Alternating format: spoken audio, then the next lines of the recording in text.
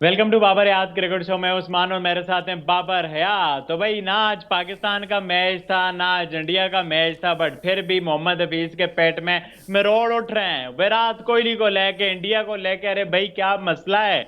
आज नीदरलैंड का मैच था, इंग्लैंड का मैच था, उस पे जिस तरह की परफॉर्मेंस दिखाई है बेन स्टोक्स ने, उसके साथ क्या कर रहे हैं मोहम्मद हफीज आपको डिटेल से बताएंगे। मतलब इतनी शेमफुल हरकत, इतनी शेमलेस हरकत, अजीब सी बात है ये। क्या मतलब इंडिया की सक्सेस देख के क्या पेट में मरोड़ उठना शुरू हो गया। मैं तो समझता था पाकिस्तान में कुछ लोग या दुनिया में हर जगह पे थोड़े थोड़े नेगेटिव लोग होते हैं, उनको ये मसला होता है, बट अब श्रीलंका में मतलब श्रीलंकन मिनिस्टर के इंडिया पे बड़े बड़े इल्जाम लगाना, मतलब ये क्या हो रहा है। इंडियन टीम की सक्सेस देख के, 8 आउट ऑफ 8 को देख के, बॉलिंग में, बैटिंग में, टेस्ट में, वनडे में, T20 में हर जगह नंबर वन बना हुआ है। और उसके अलावा फिर बांग्लादेश की सुप्रीम कोर्ट ने कहा है हम इस पागलपना में जो पाकिस्तान और श्रीलंका कर रहे हैं हम इसमें कैसे पीछे रह जाएं। उन्होंने भी पूरा अपना हाथ डाला है इसमें। और उसके अलावा मोहम्मद शामी फाइनली बोले हैं भाईजान, और उन्होंने मुंह तोड़ जवाब दिया हसन रजा को। शामी का भी रिप्लाई आप लोगों के साथ डिटेल से शेयर करेंगे। आप लोगों को वीडियो अच्छी लगे तो चैनल को सब्सक्राइब करके बेल आइकन पे क्लिक कर लेना। बाबर भाई ये क्या मसला है। हमें तो खुश होना चाहिए, हमारे सब कॉन्टिनेंट में इंडिया है एक सुपर पावर, मतलब वो क्रिकेट में, चलो क्रिकेट की हद तक सुपर पावर बन रहा है, अच्छा कर रहे हैं। हम तो सीखें, हम तो उन्हें फॉलो करें बजाय इल्जाम लगाने के उल्टा। जी हाँ, बिल्कुल। मेरे ख्याल में जो अच्छा परफॉर्म करे ना उससे सीखना चाहिए। जो भी अच्छा कर रहा है उससे लर्न करना चाहिए। आपको अपनी खामियों को देखना चाहिए, उनको सुधारना चाहिए, ना कि आप दूसरों के अंदर कीड़े तलाश करें। देखिए, दुनिया में सबसे जो आसान काम होता है ना वो क्रिटिसाइज करना होता है। सबसे आसान काम। आप कहें ना कि वो एक बड़ी मशहूर कहावत है ना कि कोई शख्स आया, उसने कहा कि ये जो तस्वीर है इसमें कितनी तस्वीर लगा दी उसने वहाँ पे, उसने कहा इसमें क्या खामियां हैं, ज़रा खामियां बताएं। तो उसमें जनाब इतनी खामियां लोगों ने तस्वीर के अंदर मेंशन की कि वो तस्वीर छुप गई। उसके बाद उसने दोबारा एक तस्वीर लगाई और उसने उसमें कहा कि इस तस्वीर में जो खामियां हैं उनको दुरुस्त कर दें। तो किसी ने भी उसके ऊपर काम नहीं किया।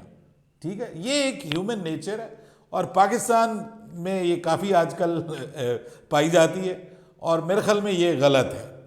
आप इंडिया से सीखें। देखिए, एक वक्त ऐसा था आपकी क्रिकेट ऊपर थी, इंडिया की क्रिकेट नीचे थी, लेकिन फिर उन्होंने आपसे इंस्पिरेशन ली, ऑब्वियसली दुनिया से इंस्पिरेशन ली। उन्होंने कहा कि मतलब कब तक हम नीचे रहेंगे।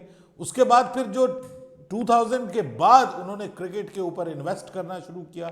उनके क्रिकेट में जो फाइनेंशियल इश्यूज थे वो दूर हुए। जिस तरह से वो मार्क नया एक दौर आ गया इंडिया में, जो इकोनॉमी थी वो क्रिकेट में ऐड हुई और जो क्रिकेट इकोनॉमी है वो बहुत ज़्यादा स्ट्रेंथन हुई। उनके पास पैसा आया तो उन्होंने पैसा अपने क्रिकेट पे इन्वेस्ट किया। आपकी तरह अपने जो बड़े बड़े आपने रिश्वतखोर लोग भर्ती किए उनके पेटों में और उनके घरों में नहीं डाला। उन्होंने अपने डोमेस्टिक के ऊपर, अपने क्रिकेट के ऊपर, उसके स्ट्रक्चर के ऊपर इन्वेस्ट किया, अपने क्रिकेटर्स के ऊपर इन्वेस्ट किया और इन्वेस्ट करना शुरू किया। अच्छे लोगों को आगे लेके आए। ये जो आप ताल्लुकात थे, रिश्वतें थी, सिफारिशें थी, इस कल्चर को ख़त्म किया और प्योर मेरिट को लेके आए। तो भाई ये उस चीज़ का फल खा रहे हैं वो इस वक्त। आप अभी भी उसी चीज़ में फंसे हुए हैं। सिर्फ आप नहीं फंसे हुए, आप एशिया के जितने भी क्रिकेट बोर्ड्स हैं सिवाय इंडिया के वो सारे इन्हीं मामलात में हैं। बांग्लादेश को आप देख लीजिए, जो श्रीलंका इस वक्त कर रहा है वो देख लीजिए, आप पाकिस्तान को देख लीजिए। मतलब इवन मुझे लगता है कि Afghanistan cricket board is doing well, they are doing better than Pakistan. और मुझे लगता है रेसिंग कि बोर्ड। वो इसकी वजह यह है कि वो इंडिया से सीखते हैं और उनको प्रॉब्लम नहीं है इंडिया से लर्न करने में। वो उनके ताल्लुकात भी बहुत अच्छे हैं इंडियन क्रिकेट बोर्ड से। अब हमारे ना ताल्लुकात अच्छे हैं, ना हम उनसे कुछ लर्न करना चाहते हैं, ना सीखना चाहते हैं। अरे भाई, हम उनसे क्यों नहीं जाके कहते हमारा गया ये यहाँ से जका अशरफ, ये वहाँ पे जी सीरीज करा लें, फराह करा लें, ढींग करवा लें। अरे भाई, जाके जय शाह से पूछना था कि जनाब अपना थिंक टैंक मिलवाएं हमें। आपने जो क्रिकेट में इंप्रूवमेंट की है हम आपसे सीखना चाहते हैं, तो इसमें तो कोई हर्ज नहीं था। आप अपना कोई मॉडल हमारे साथ शेयर करें, हम भी अपने क्रिकेटर्स के ऊपर इन्वेस्ट करें, हम भी अपने डोमेस्टिक को इंप्रूव करें। आपका डोमेस्टिक क्रिकेट में परफॉर्म किया हुआ बंदा जब आप इंटरनेशनल क्रिकेट में लाते हैं तो पिट जाता है, जबकि इंडिया अपने डोमेस्टिक क्रिकेट का परफॉर्म करता बंदा जब इंटरनेशनल क्रिकेट में लाता है तो वो फिर रैंकिंग में आपके किंग से रैंकिंग छीन लेता है, आपके शाहीन से रैंकिंग छीन लेता है। एक रिक्शा चलाने वाले का बेटा जब इंडियन क्रिकेट बोर्ड उस पर इन्वेस्ट करता है तो वो आपको परफॉर्म करके देता है, ठीक है जी। वो आपको बताता है कि मैं जिस बैकग्राउंड से भी हूं लेकिन मेरे ऊपर मेरे बोर्ड ने इन्वेस्ट किया है और मैं अब उसको रीपे कर रहा हूं। आप क्या कर रहे हैं? जो जो आपका जो परफॉर्म करने वाला वो बाहर बैठा होता है और जो नॉन परफॉर्मर्स होते हैं उनको आप जबरदस्ती हीरो बनाना चाहते हैं क्योंकि आपके उनसे जाती मुफादात जुड़े हुए हैं। और फिर आप कहते हैं कि जी आप इंडिया का मुकाबला करना चाहते हैं। ये मुंह और मसूर की दाल, इस तरह मुकाबला नहीं होता। एक मैच में कर लेंगे आप 10 मैचों में से 15 मैचों बाद 15 बिल्कुल मैचों बाबर बाद भाई, आप मैं एक मैच में हरा देंगे उनको, ठीक है। वो किसी दिन किसी का बुरा दिन आ जाता है, लेकिन भाई कंसिस्टेंसी, जीत में कंसिस्टेंसी, परफॉर्मेंस में कंसिस्टेंसी देखें। आप इंडिया के बॉलर माशाल्लाह कितना कंसिस्टेंट परफॉर्म कर रहे हैं और कब से कर रहे हैं। ये अब से कर रहे हैं, आप एशिया कप से पहले से देख लीजिए। They are performing well.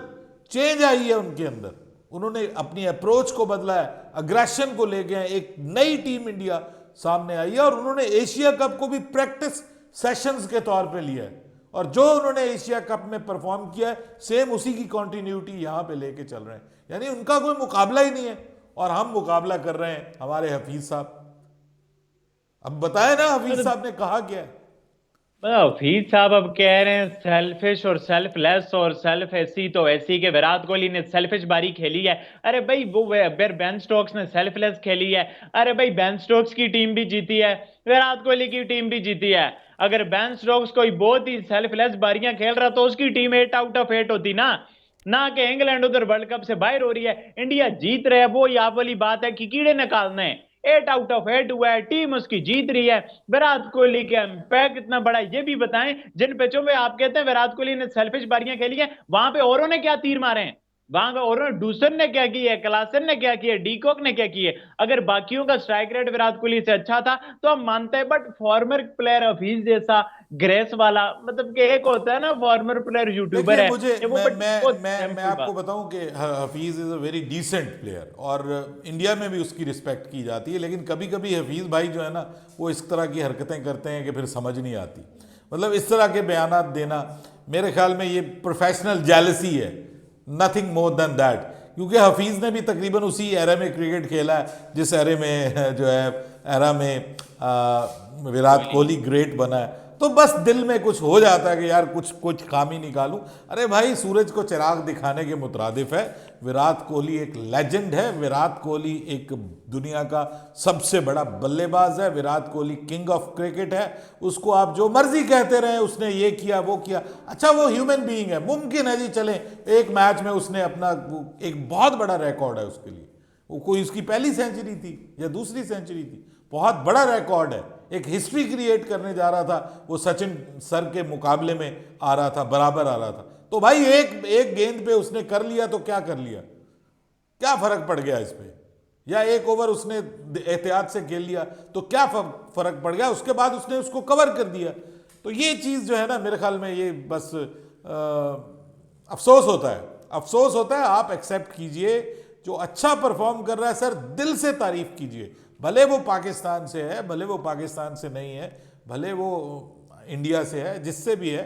जो आप क्रिकेट के एनालिसिस कर रहे हैं इस वक्त, तो बीइंग एन एनालिटिक्स स्पेशलिस्ट आप जो है वो तारीफ कीजिए उसकी कि उसने जनाब कितना बड़ा माइलस्टोन है ये उसके लिए जो उसने अचीव किया और उसकी टीम परफॉर्म कर रही है। बिल्कुल दुरुस्त कह रहे हैं आप। या तो उसकी सेल्फिशनेस की वजह से उसकी टीम हारी हो, जो जिसको आप सेल्फिशनेस कह रहे हैं, मैं तो उसको एहतियात कहूंगा।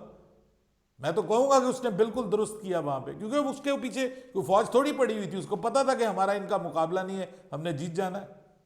तो मेरे ख्याल में ये जो बात उन्होंने की है ये मेरी समझ से बालातर है। ये मुझे थोड़ी सी वो जलन, कुछ जलने की बू आ रही है, इसके अलावा और कुछ नहीं है।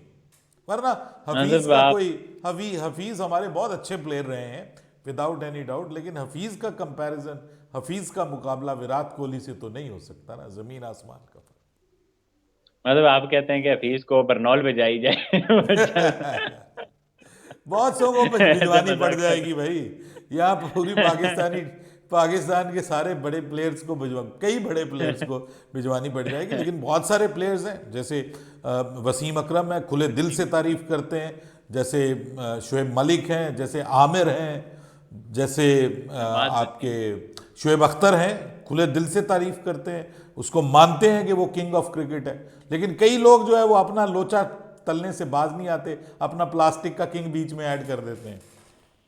बहरहाल गुस्सा तो उन्हें वही होता है, फिर मोहम्मद शामी को रिस्पॉन्ड करना पड़ जाता है। मोहम्मद शामी ने आज रिस्पॉन्ड किया हसन रजा वाली स्टेटमेंट पे, और अच्छी खासी बेइज्जती हुई है उस पर। पाकिस्तान के लोगों को तो मरोड़ पड़ रहे हैं कि मोहम्मद शामी ने बेइज्जती क्यों कर दिया। बाबरे, मोहम्मद शामी ने भी, शायद मोहम्मद शामी को नहीं करना चाहिए था, करंट प्लेयर है, but somebody has to come, somebody has to counter. मतलब उन्होंने तो जोक सेंस देखिए, में ही लिया होगा। नहीं नहीं नहीं, मैं आपको एक बात बताऊं, मुझे वैसे मैं भी आपसे एग्री करता हूं, मोहम्मद शामी को शायद ये नहीं करना चाहिए था, क्योंकि लेवल मतलब उसका लेवल नहीं है।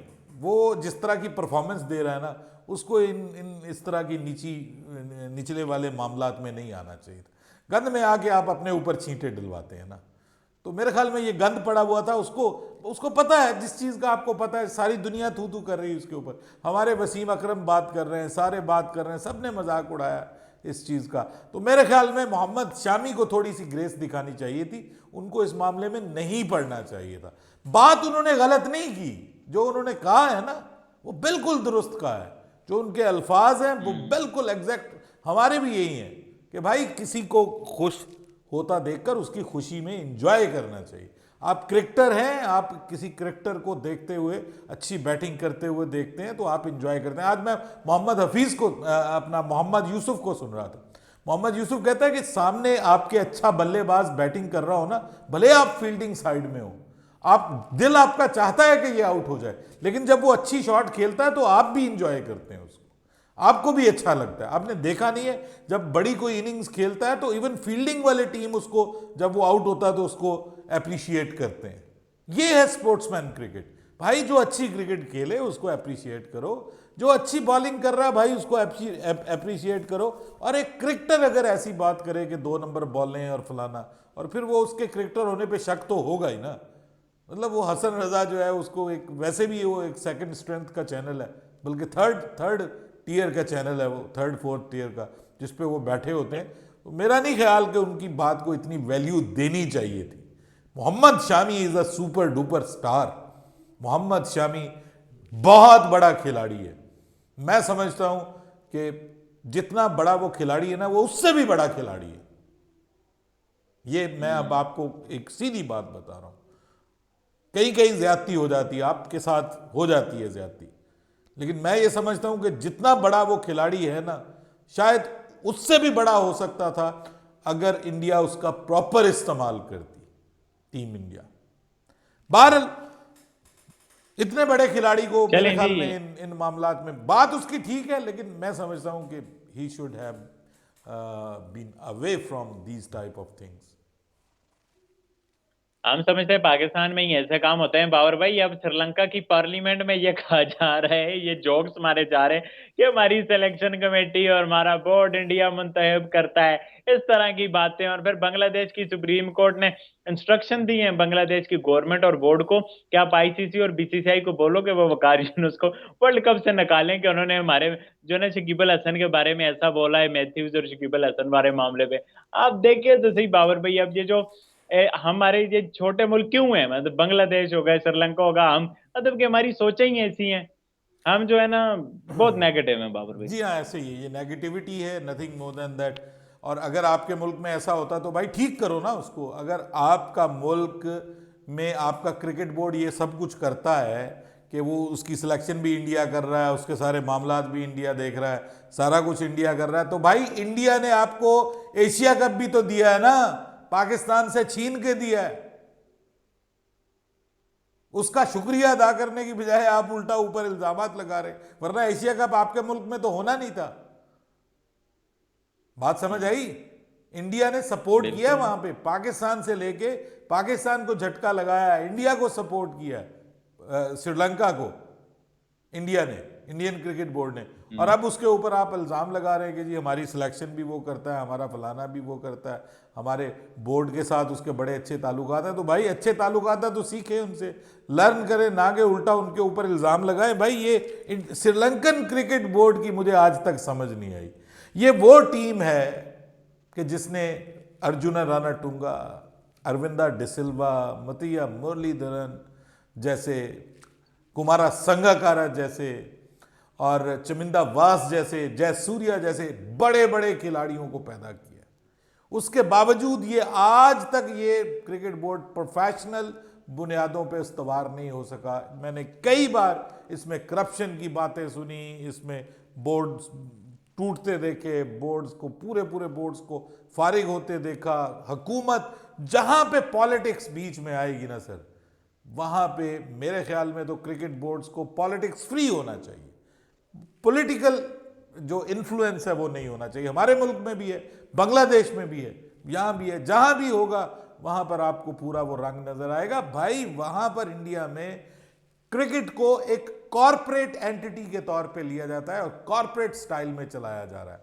ये मैं बड़े अरसे से कह रहा हूं कि क्रिकेट बोर्ड एक कॉरपोरेट एंटिटी होना चाहिए और उसको कॉरपोरेट स्टाइल में चलाना चाहिए, क्योंकि वो आपको प्रॉफिट देता है। तो जो जो ऑर्गेनाइजेशन प्रॉफिट देती, मुझे सिर्फ इतना बताएं, एक बैंक जो है वो उसको प्रॉफिट मिल रहा है और प्रॉफिट देने वाली टीम जो है वो कोई फारिग करेगा उसको, वो बैंक का मालिक वो तो कहेगा कि मैं चुन चुन के ऐसे लोग लाऊं ताकि मेरा प्रॉफिट बढ़ता जाए और ज्यादा होता जाए और ज्यादा होता जाए।